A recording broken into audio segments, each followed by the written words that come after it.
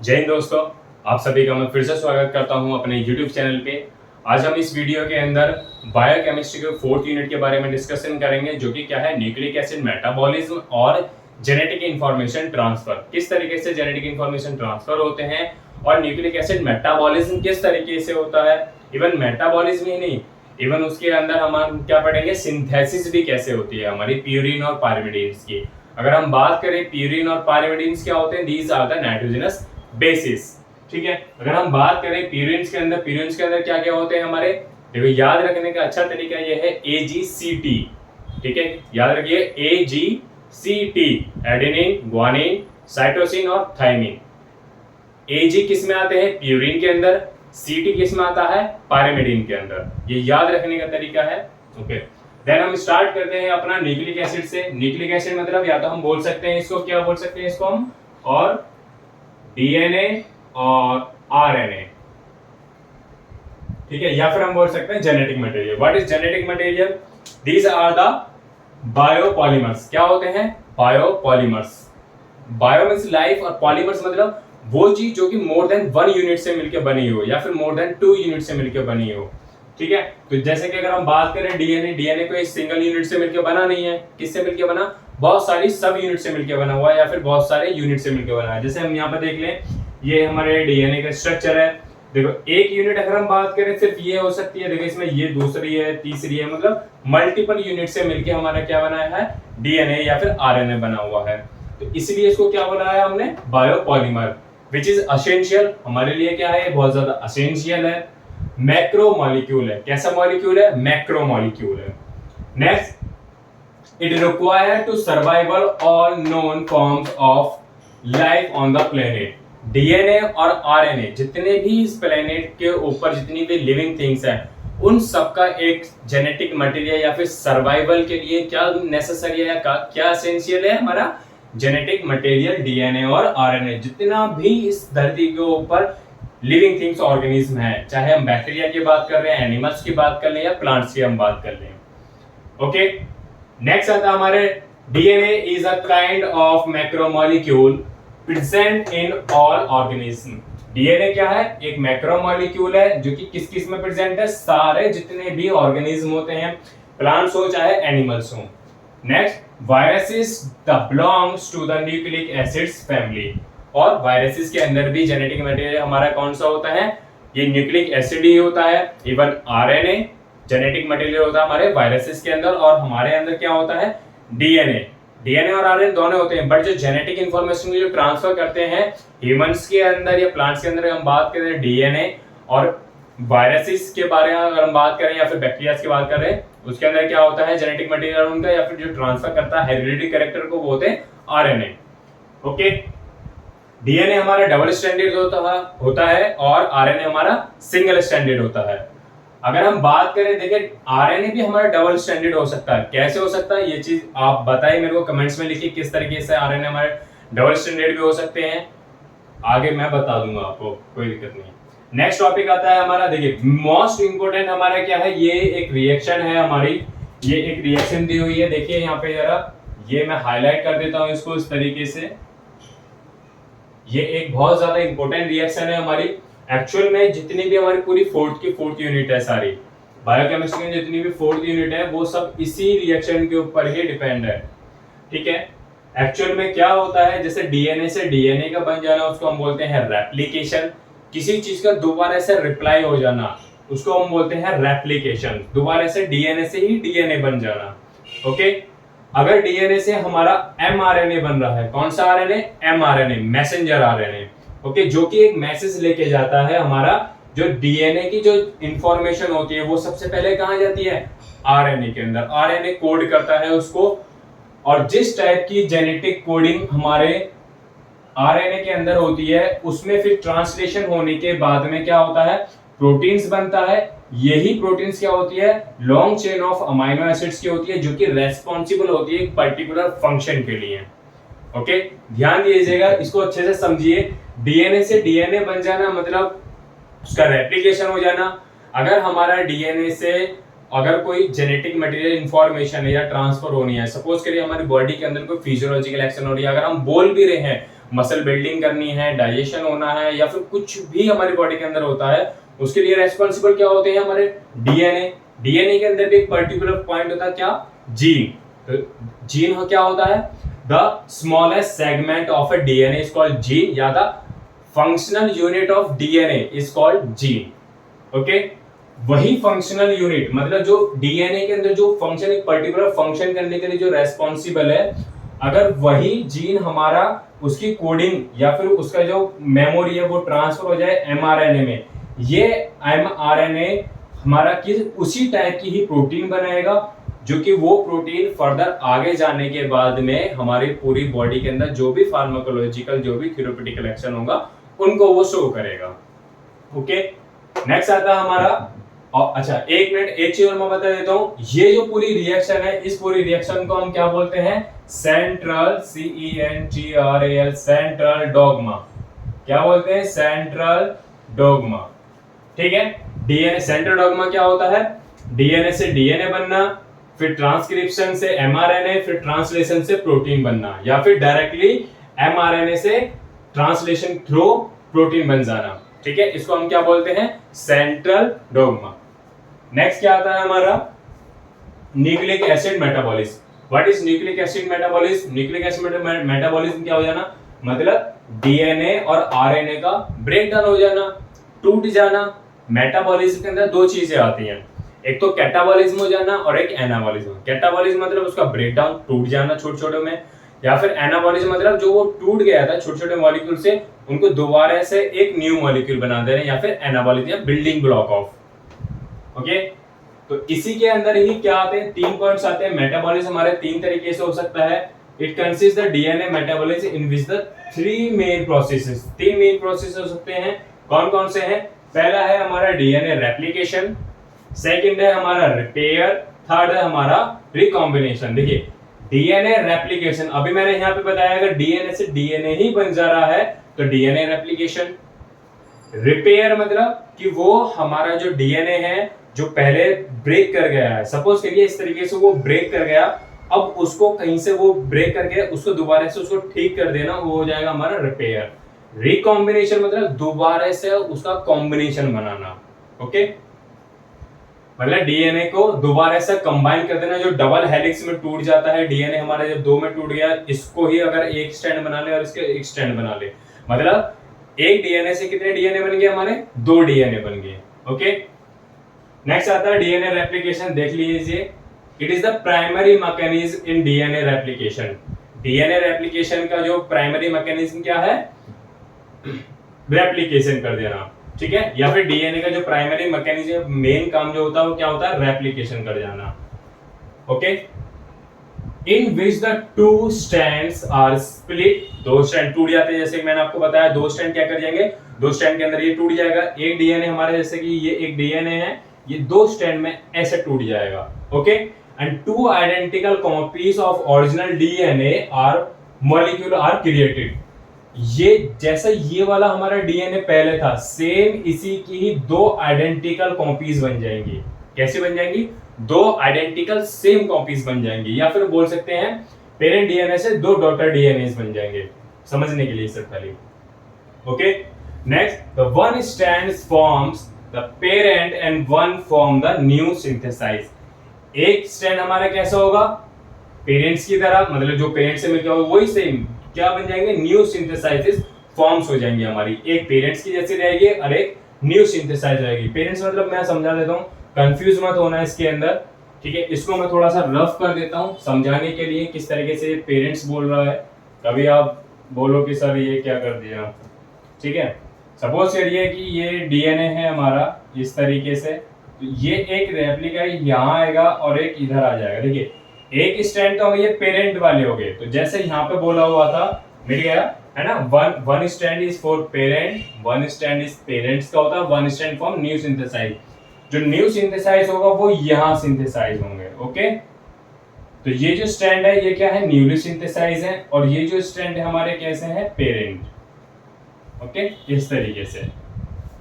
Next आता है recombination. Recombination क्या होता है, it is the process by which the piece of DNA are broken।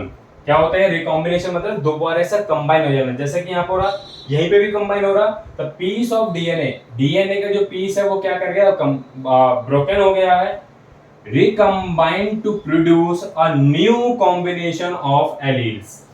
ठीक है, ब्रोकन होने के बाद में उसने रिकम्बाइन करा, रिकम्बाइन करने के बाद में कैसे प्रोड्यूस करे, new combination of alleles. New combination of allele मतलब जीन, कैसे बनाए, gene.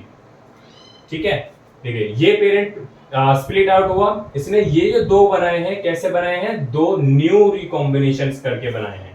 Okay, this recombination process create a genetic diversity. यही प्रोसेस क्या होता है, जेनेटिक डाइवर्सिटी करता है। वन जनरेशन से लेके second generation, then second generation, so on, आगे चलता रहता है इसी प्रोसेस की तरह। ओके, नेक्स्ट आता है at the level of gene that reflect difference in a DNA sequence of a different organism. इसी वजह से ही हर एक ऑर्गेनिज्म के अंदर अलग अलग सोर्स डीएनए या फिर डीएनए के सीक्वेंस शो होते हैं। जैसे कि हर इंसान एक सेम नहीं होता, जैसे पेरेंट्स हैं, मम्मी और पापा हैं, उनके क्या होंगे, जैसे कि ये है, एक मम्मी का हो जाएगा, एक पापा का हो जाएगा, ये खुद से कोड करेंगे तो क्या होगा, हर ये लड़का जो होगा या लड़की होगा बिल्कुल सेम तो नहीं होते, जो थोड़ा बहुत माइनर जो डिफरेंस आते हैं वो इन्हीं की वजह से ही आते हैं, कि जो वो क्रिएट करते हैं ना, न्यू डाइवर्सिटी जो क्रिएट करते हैं उन्हीं की वजह से ही आते हैं। और जो इनमें ऑब्वियस सी बात है, इनके एलील्स में चेंजेस होते रहेंगे, बार बार चेंज होते रहेंगे, मम्मी के जीन आ जाएंगे, पापा के जीन आएंगे, दोनों मिलकर एक नई टाइप का जीन बनाएगा। ठीक है, तो उस नए टाइप के जीन से ही क्या होगा, उसमें थोड़ा सा डिफरेंस आ जाएगा, हो सकता है फेस अलग हो जाए, कलर अलग हो जाए, तो ये चीजें डिफरेंस आ जाती हैं। और बहुत सारी चीजें सेम भी आ जाती है, पापा का गुस्सा आ जाता है, मम्मी का प्यार आ जाता है। ओके, नेक्स्ट, और कॉम्बिनेशन भी टू टाइप्स के होते हैं। कौन कौन से, एक होता है हमारा जनरल रिकॉम्बिनेशंस, एक होता है हमारा cleavage occur at A site specific. General recombination मतलब देखिए, ये पूरा डीएनए था, टूटा, इधर से दो बना, एक नया बन गया, ये तो जनरल हो गया, वन नहीं है वो तो। It involves the cleavage and reconnecting the same as the comparable sequence. उसी टाइप के ही सीक्वेंस में वो क्या कर देगा, कंबाइन कर देगा, दूसरा बन जाएगा। ठीक है, जब डीएनए टूटता है ना, देखा ना, ए टी सी जी इस तरीके से बना लीजिए। अब जो नया जो वो बनेगा, ए के साथ में हमेशा टी आएगा, इसके साथ में बॉन्ड बनाएगा, इसके साथ में ए आएगा, इसके साथ में जी आएगा, इसके साथ में सी आएगा। तो देखो ये तो पेरेंट वाला हो गया, जो ये बन के टूट गया था, यहाँ पे इस तरीके से टूट गया था। अभी ये नए बने हैं हमारे, तो देखो कुछ ना कुछ तो डिफरेंस आएगा ना, हमारे जीन नए टाइप के बन गए हैं, तो उसी टाइप का ही क्या कैरेक्टरिस्टिक्स होगा। तो कुछ तो हो सकता है पापा वाले भी आ जाएं, और जो नए ऑलरेडी आपके अंदर जो डेवलप हुए हैं, नेचुरली जो डेवलप हुए हैं, वो भी हो सकते हैं, जो कि जीन रेस्पॉन्सिबल होता है, या फिर जिस टाइप का कोड या फिर जिस टाइप की वहां पर कोडिंग हो रही है। देखिए ना, जिस टाइप की आप कोडिंग करते हैं, अगर फोन आप चलाए हुए हैं, आप उसके अंदर कोडिंग वगैरह कोई कुछ चीज कर रहे हैं, जिस टाइप की कमांड देते हैं उस टाइप का वो काम करता है। ठीक है, ऐसे ही जिस टाइप की कोडिंग बनती है उसी टाइप का बच्चा होता है, उसी टाइप की ही इंटेलिजेंसी होती है, उसी टाइप का ही वो उसका नेचर होता है। कुछ बहुत ज्यादा गुस्से वाले होते हैं, कुछ शॉर्ट टेम्पर होते हैं, थोड़ा सा गुस्सा करेंगे फिर शांत हो जाएंगे। ओके, नेक्स्ट आते हैं जनरल रिकॉम्बिनेशन। जैसे ये हो गया, पूरा एक जनरल ही होता है। एक होते हैं साइट स्पेसिफिक। साइट स्पेसिफिक के अंदर क्या होगा, सपोज करिए कि ये पूरा एक डीएनए है, इस तरीके से मैं बना देता हूँ फॉर एग्जांपल के लिए। साइट स्पेसिफिक जनरल में क्या होगा, इस पूरे डीएनए की सीक्वेंस चेंज होगी, ये जनरल के अंदर होगा। बट अगर हम साइट स्पेसिफिक की बात करें, साइट स्पेसिफिक में क्या होगा, कोई पर्टिकुलर ही साइट पे ही हमारे चेंजेस हो जाएंगे।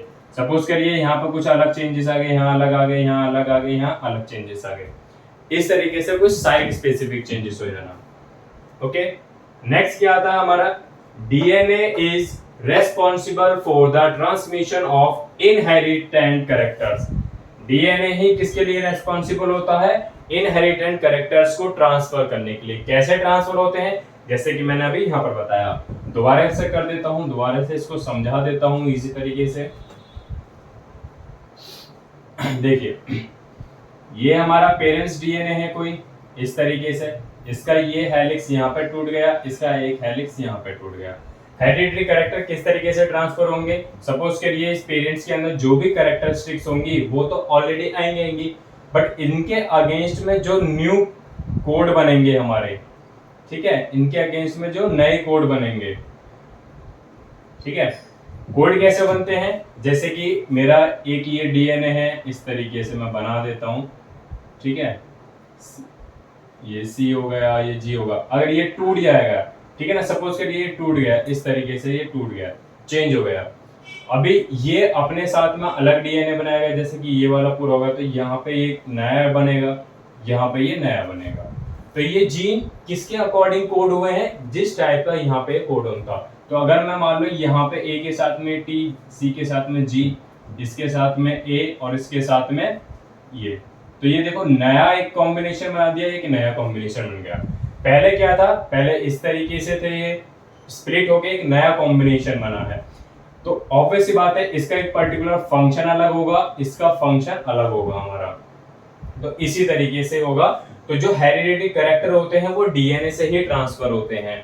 Okay, next, from one generation to another generation या नेक्स्ट जनरेशन के अंदर डीएनए ही रेस्पॉन्सिबल होता है। न्यूक्लिक एसिड मतलब डीएनए या RNA are responsible for the protein synthesis. DNA और आरएनए ही दोनों ही प्रोटीन सिंथेसिस के लिए रेस्पॉन्सिबल होते हैं। किस तरीके से होते हैं, जैसे कि मैं यहाँ पर बनाया हूं, देखिए डीएनए से आरएनए बनेगा, आरएनए से प्रोटीन बनेगी। कैसे बनती है प्रोटीन, ये थोड़ा सा ब्रीफ में देख लीजिए, इसको मैं रफ कर देता हूँ कैसे बनती है। देखिए ये हमारी कोई एक सेल है, सेल के अंदर हमारा न्यूक्लियस है, न्यूक्लियस के अंदर हमारा क्या होता है, डीएनए होता है, इस तरीके से। अभी इस डीएनए, इस न्यूक्लियस के अंदर की मैं बात कर रहा हूँ, ठीक है, इस न्यूक्लियस के अंदर की मैं बात कर रहा हूँ कि ये मेरा क्या है, डीएनए है, ये डीएनए है। अगर इस डीएनए के अंदर ट्रांसक्रिप्शन हो जाए, क्या हो जाए, ट्रांसक्रिप्शन हो जाए, वो किस में कन्वर्ट हो जाएगा, एमआरएनए में। जब ये न्यूक्लियस के अंदर चल रहा, ध्यान रखिए ये क्या है, न्यूक्लियस, ये न्यूक्लियस के अंदर चल रहा और ये पूरी एक सेल है यहाँ पर, इस तरीके से।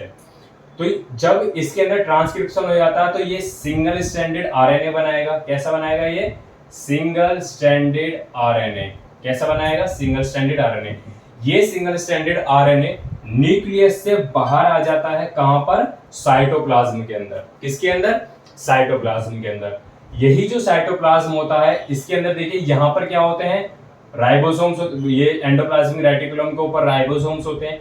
जैसे ही ये आरएनए यहाँ पहुंचेगा, और वो भी कौन सा, एमआरएनए, ये जैसे ही बाहर जाएगा मैसेज दे देगा, मैसेंजर आरएनए है क्योंकि मैसेज दे देगा, तो तुरंत के तुरंत इसके पास में क्या आ जाएंगे। देखिए इसको मैं एक्सप्लेन करता हूं यहाँ पर, ठीक है। सपोज करिए ये आरएनए, यही वाला है आरएनए, ठीक है, ये आरएनए जो है, ये जो आरएनए है, इसको मैं यहां बना देता हूं। ये किस में चल रहा है, ये साइटोप्लाज्म के अंदर प्रोसेस है। ये कहां पर है, ये साइटोप्लाज्म के अंदर, ये साइटोप्लाज्म के अंदर है। तो अभी क्या होगा, देखिए यहाँ पे लार्ज यूनिट ऑफ राइबोसोम्स की, यहाँ पे स्मॉल यूनिट ऑफ राइबोसोम्स की आगे अटैच हो जाएंगी। इसकी 3 साइड होती हैं इस तरीके से। फिर हमारे जो टी, इस एमआरएनए, ये कौन सा है, एमआरएनए, ये एमआरएनए है। फिर टीआरएनए जो होता है, ये क्या करता है, अमाइनो एसिड्स को लेके आता है, इस साइड पे आएगा सबसे पहले, देन यहाँ पर आएगा, यहीं से ही क्या होगा, अमाइनो एसिड्स की चेन बनती चली जाएगी।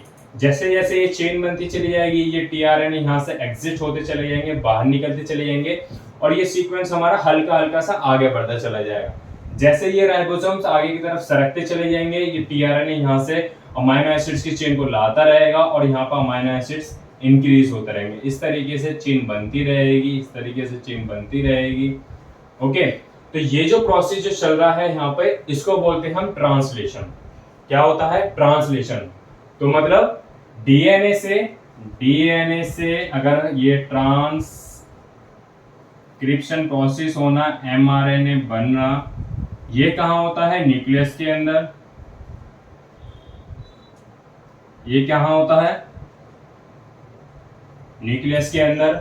और एमआरएनए से प्रोटीन बनना, वो भी ट्रांसलेशन प्रोसेस होना, ये प्रोसेस कहां होता है हमारा, साइटोप्लाज्म में।